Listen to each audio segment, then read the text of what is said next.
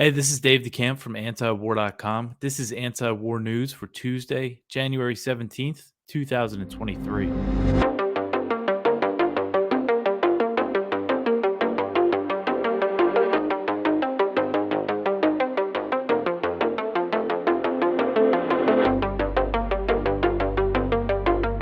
All right, the first story at the top of antiwar.com today.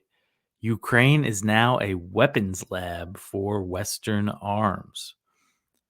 So, Ukraine has turned into a lab for Western weapons as the war has given the US and its allies an opportunity to see how their weapons fare in a conflict with a major military power like Russia. And this is from a CNN report. A source familiar with Western intelligence on the war told CNN that Ukraine is, quote, absolutely a weapons lab in every sense because none of this equipment has ever actually been used in a war between two industrially developed nations, end quote. This source described it as real world battle testing. And we've heard rhetoric like this before, actually, from Ukrainian officials.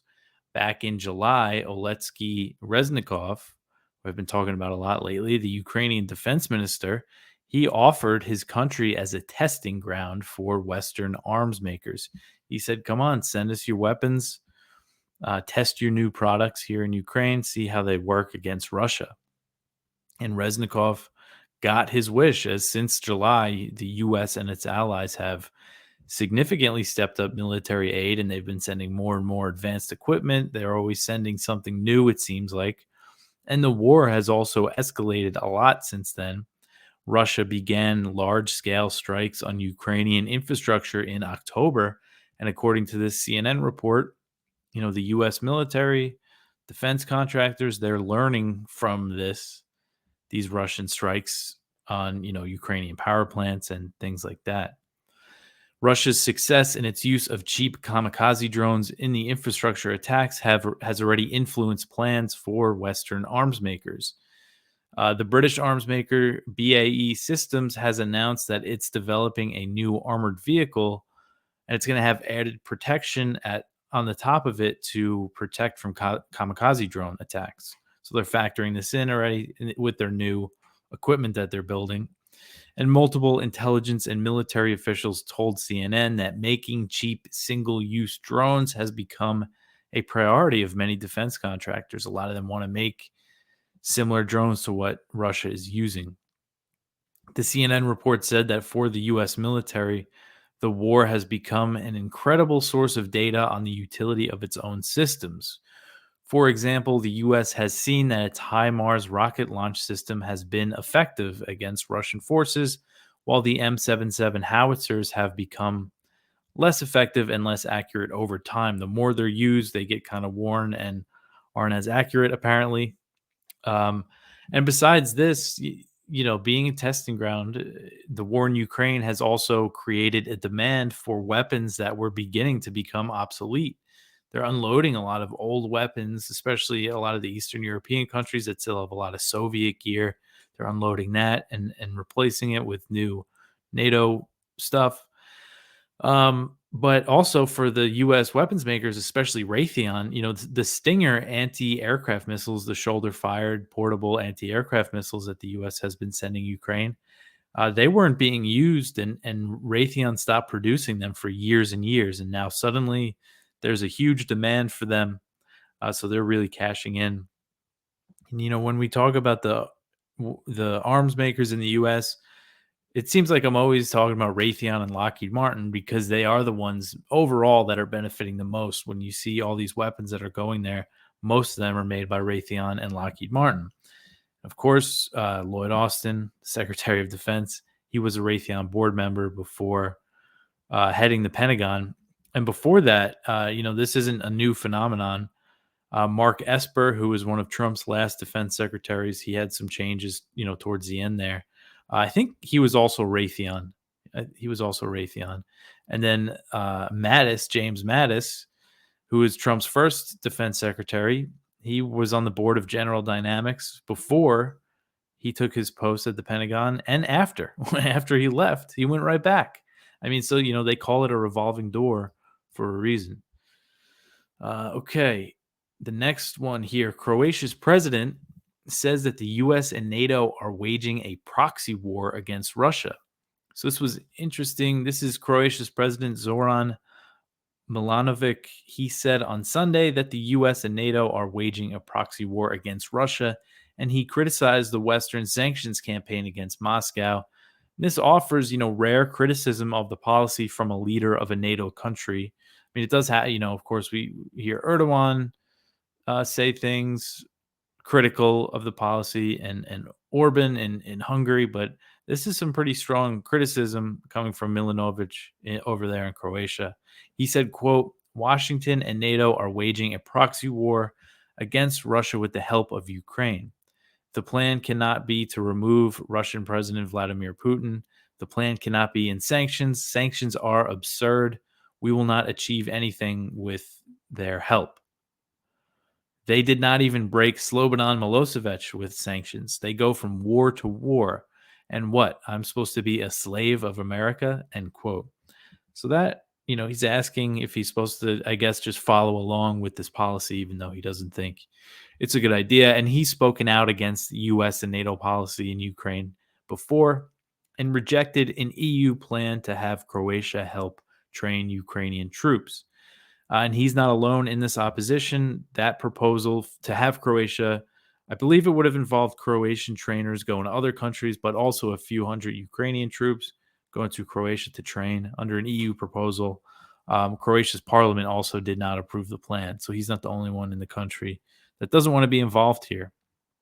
And back in October, he explained his opposition to training Ukrainian troops, basically saying he doesn't want Croatia to be involved in the war, more so than necessary. They have sent some military aid. It was tough to figure out, so I didn't really put anything in this article. Croatia's defense minister said that they haven't made public everything that they've sent, but it does, on the scale of things, it doesn't seem like they've sent much. And Milanovic has tried to keep it at humanitarian aid. He's not, on board with this at all. It doesn't seem like.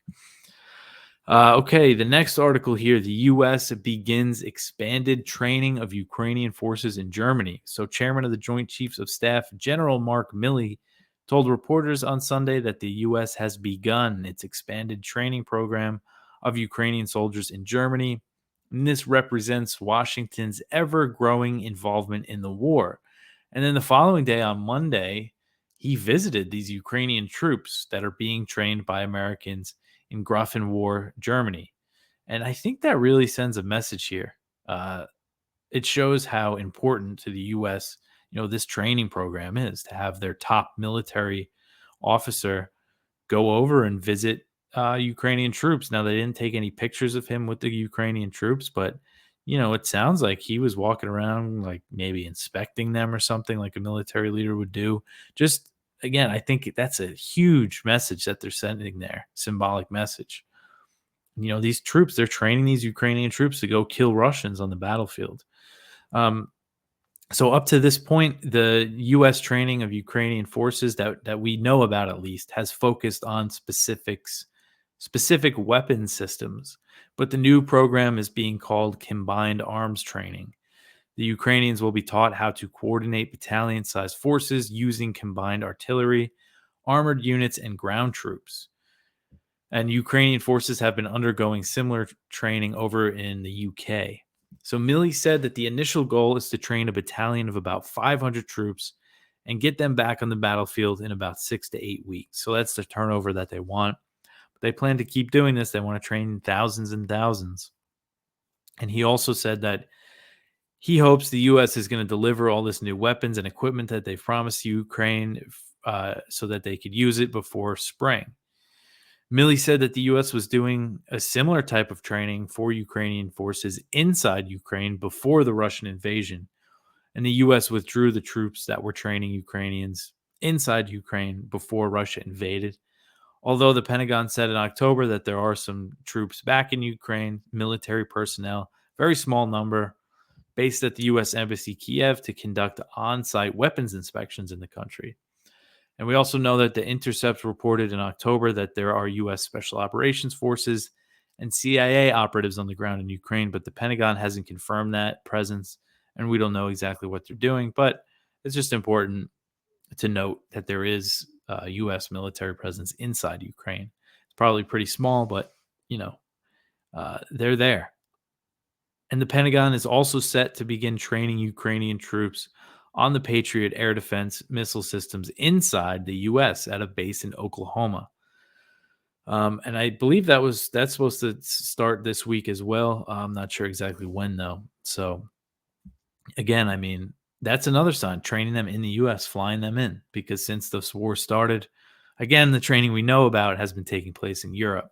So bringing the Ukrainians on US soil, another symbolic move, I believe. All right, the next article here. A British general warns that sending tanks to Ukraine will leave the UK weaker.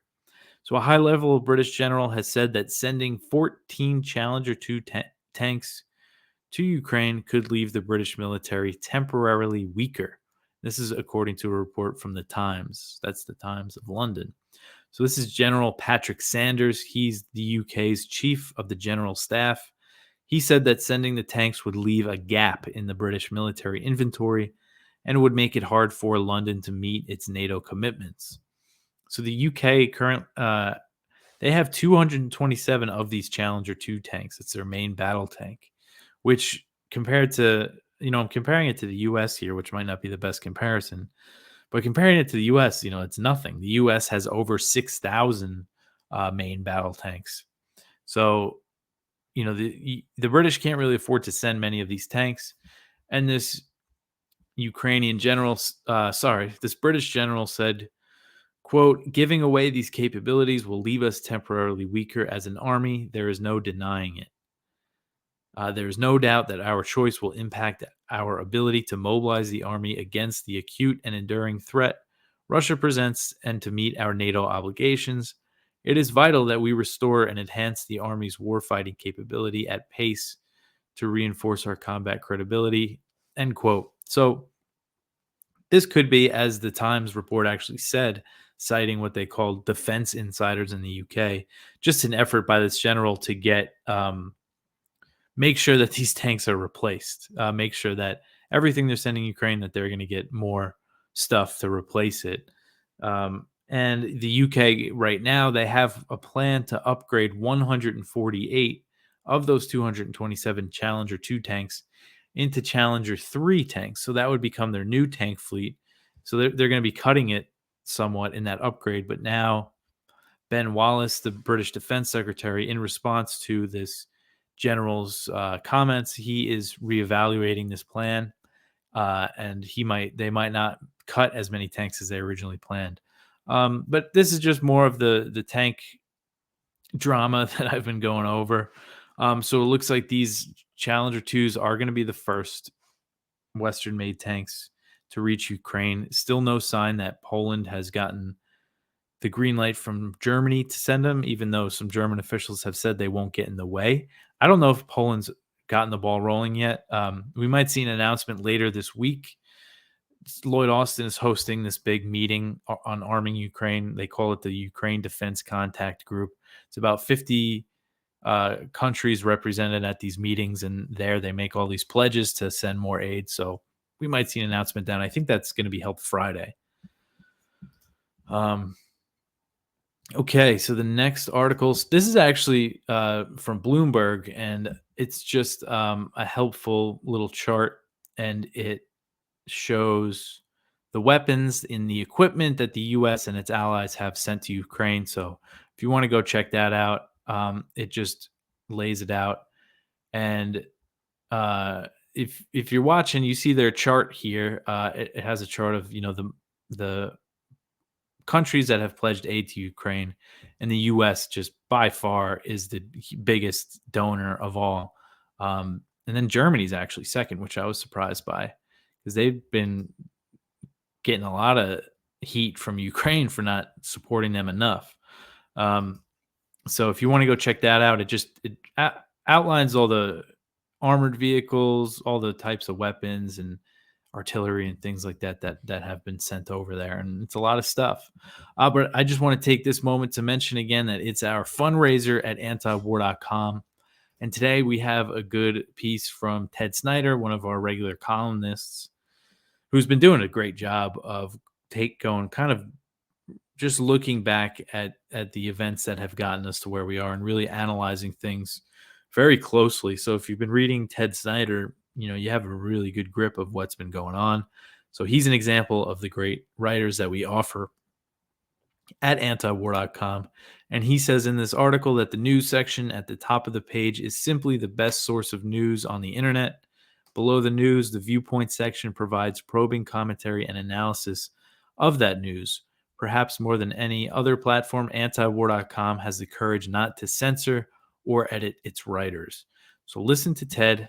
Go read his article. He mentioned some things that the media didn't cover that we did, that he did cover a lot. And his work is really important, but that wouldn't be possible without us, without antiwar.com, and which wouldn't be possible without you, without our readers, because that's how we get by. We're entirely reader funded. It's what we have to do. And unfortunately, because of that, we have to, ask you for money every once in a while and do a fundraiser. So help us move it along. Go to antiwar.com/donate. And everything is appreciated. Okay, so the next article here is some good news, maybe. The UN envoy is encouraged by efforts to end the war in Yemen. So the UN Special Envoy for Yemen, Hans Grunberg, he said on Monday that he was encouraged by a push to end the war as Oman has renewed its efforts to mediate between the warring parties. So Grunberg, he told the UN Security Council that they're witnessing a potential change in the trajectory of the war. According to the Associated Press, Grunberg also thanked Saudi Arabia for its diplomatic efforts. It's weird. This AP article portrayed the Saudis as as a mediator, but the Saudis are a party to the conflict. Unlike Oman, which is neutral, they're a neutral mediator. They declined to join Saudi Arabia, the UAE, and the other Gulf nations in their initial U.S.-backed intervention in Yemen. At the time, Oman was warning it would be a disaster, and it's been a disaster. That was in 2015 when they first intervened with the full backing of the Obama administration. So the violence in Yemen has been down significantly since April 2022 when a ceasefire came into effect. The ceasefire expired in October, but there's been no reports of Saudi airstrikes in Yemen or Houthi attacks inside Saudi Arabia. There's been fighting on the ground, but Grunberg said that the overall situation is stable. The war could always escalate unless the warring sides reach a long-term political solution with which the Houthis have been calling for. And Grunberg also said, without an agreement, it could always escalate into a full-blown conflict. So the Houthis' main demand right now for a ceasefire, for a lasting agreement, they want a complete lifting of the blockade on Yemen, and they want government employees to be paid their salaries using revenue from oil and gas sales. The Houthis have recently launched attacks on oil infrastructure controlled by the Saudi-backed government that is currently headed by a presidential council that is based in Riyadh. So Mahdi el-Mashat, a Houthi official who heads the Supreme Presidential Council, that's the Houthi, a Houthi council, he thanked Oman on Monday for its mediation efforts and signaled that good progress was being made. He said, quote, "The consultations with the Omani delegation bore positive ideas related to the full opening of the port of Hodeidah, the opening of roads, and the exchange of prisoners," end quote. So positive things said by the Houthis and the UN. It's not clear, what concrete progress has been made, but hopefully, something happens here and they reach a deal so we don't have to worry about the war escalating, because this next article will show you how brutal it could be. Saudi airstrikes killed at least 155 Yemeni civilians in 2022. So this is according to numbers compiled by the Yemen Data Project. And according to their numbers, the U.S.-backed Saudi-led coalition killed at least 155 Yemeni civilians in 2022, despite the ceasefire that took effect in April of that year. So another 316 Yemeni civilians were injured in the airstrikes, which all took place in the first 3 months of the year. The Saudis significantly ramped up their bombing campaign in January 2022, making it the most violent month for civilians in Yemen since 2016. It was really bad right before the ceasefire, and right around the time Russia invaded Ukraine, the Saudis were really bombing Yemen. Most of the civilian deaths took place when the Saudi coalition bombed a migrant detention facility in Sadr, killing at least 91 civilians and injuring 236 more. So this was a slaughter, and it just got such little media attention. And I don't think the U.S. called for any kind of accountability or even really said much about it.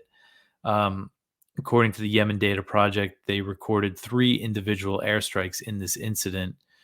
Again, it's just an example of what this war could turn into. There was another incident a few years ago when the Saudis bombed a prison in North Yemen that killed over 100 people, maybe even close to 200. I mean, just a massacre. And that one, it was people being detained by the Houthis, and they go and bomb the prison.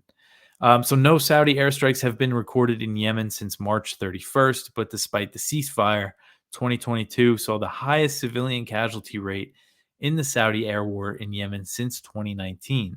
So that really demonstrates how significant the surge in bombings was during those 3 months. And the surge came after the UN Human Rights Council voted to shut down investigations into war crimes in Yemen.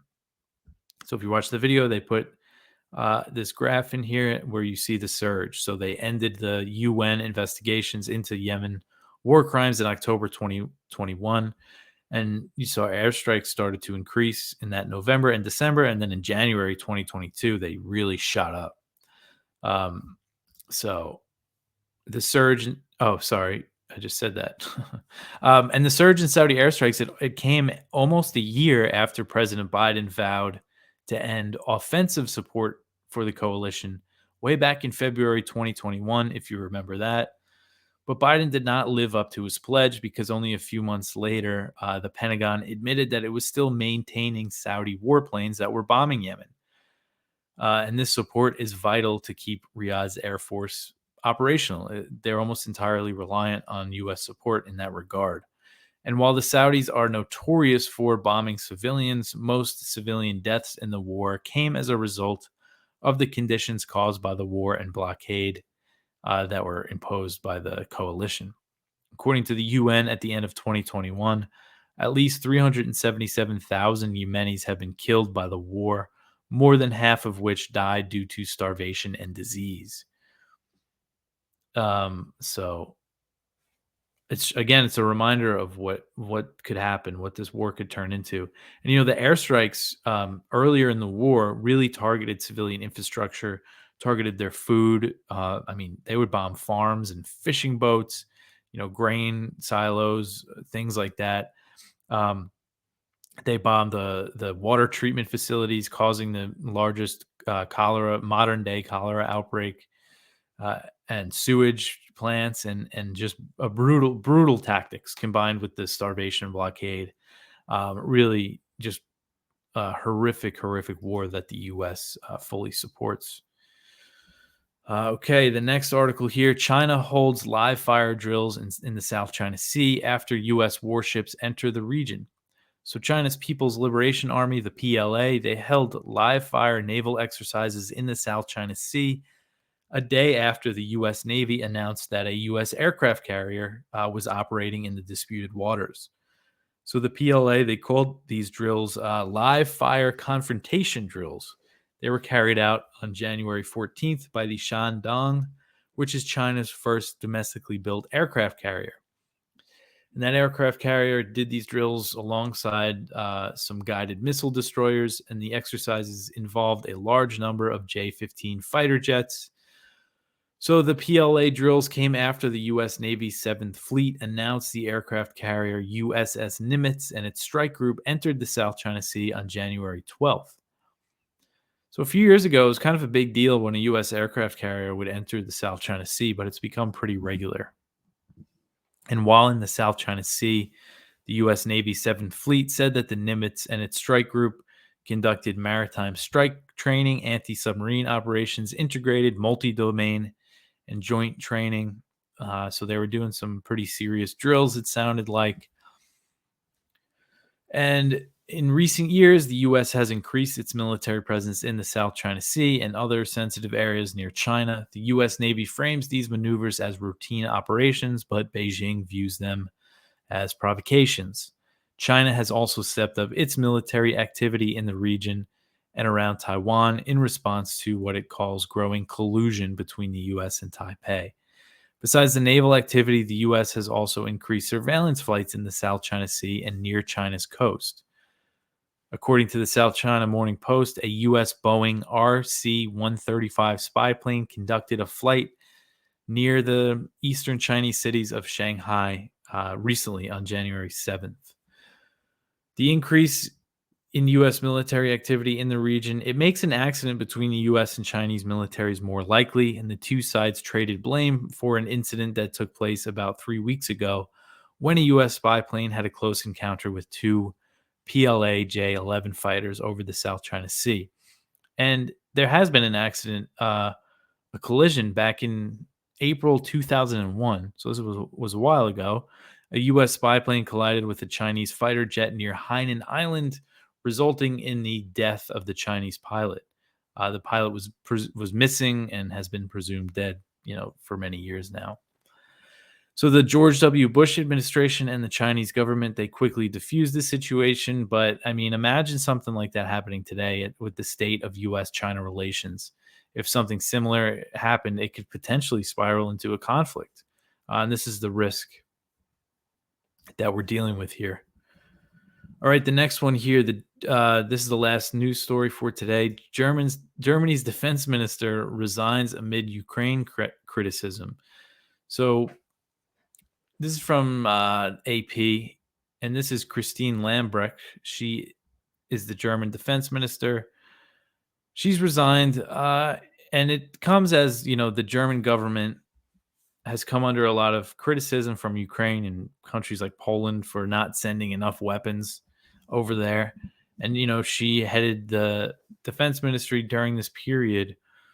But it seems like her resignation is over more domestic stuff. She had a few gaffes.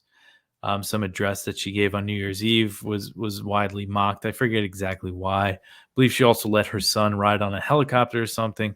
She's come under a lot of domestic criticism, but it's definitely a headache for Scholz, for the German government. She's a member of his political party, and so he has to appoint a new defense minister, and it could change things. I mean, Germany has been giving them a lot of aid, but at the same time, Scholz has been hesitant to send tanks of its own, although the German government is now saying that they're gonna approve Poland or other countries that have German-made tanks, send them to Ukraine. But we'll see how this plays out, because Scholz previously said, I know I mentioned this a lot, but I think it's important. Back in September, Scholz was explaining his opposition to sending tanks, and he said he was trying to prevent a direct clash between Russia and NATO. So it shows how provocative Western officials realized sending tanks was, but now that's all changing. But that's it for the news. Again, go check out Ted Snyder's piece, Escaping from the Dark, Why We Need Antiwar.com now. We also have one from Ron Paul about how Adam Schiff helped put U.S. and Russia on the brink of World War III. This is important, and I haven't really covered this. I should. The Twitter files, one of the releases from Matt Taibbi recently, Scott Horton actually interviewed him about it like right after he released it. So go listen to that if you're more interested in this. But it's basically, it revealed that Congress was pressuring Twitter to find Russian bots that weren't there. And Twitter was saying, because they were spreading a hashtag. Well, the Congress accused them of spreading a hashtag, said it was Russian bots, but Twitter kept saying it's not the case. And really what Ron Paul's point here is that, Adam Schiff was very much leading this, is that how Russiagate really led to where we are today. I mean, those years of priming people to blame everything on Russia made it a lot more uh, politically possible, I think, to support a proxy war against Russia on their border. So go check that out. We also have one from Lawrence Rittner, Nuclear Roulette from Hiroshima to the Cuban Missile Crisis. One from Matt Kennard and Mark Curtis, Britain's Tangled Involvement in Yemen. That's over at Consortium News. Those are the guys from Declassified UK. It's an interesting article about the British involvement. Then our spotlight is from Ted Galen Carpenter, who he writes for us, but this is at the American Conservative. It's about how Ukraine is a false democracy. There's actually also a really interesting interview in the blog from Marcy Winograd from Code Pink, and she interviews the leader of the Ukrainian pacifist movement, who's currently living in Kiev. It's very interesting. He talks about the draft and how people can't leave Ukraine. Military age fighting men can't leave, and it's really interesting. Go check that out. But that's it. That's everything. Again, support us, antiwar.com/donate, so we can finish this fundraiser. Like and subscribe to the show on YouTube and share it around. Get it out there. But that's it for me for today. I'll be back tomorrow. Thanks for listening.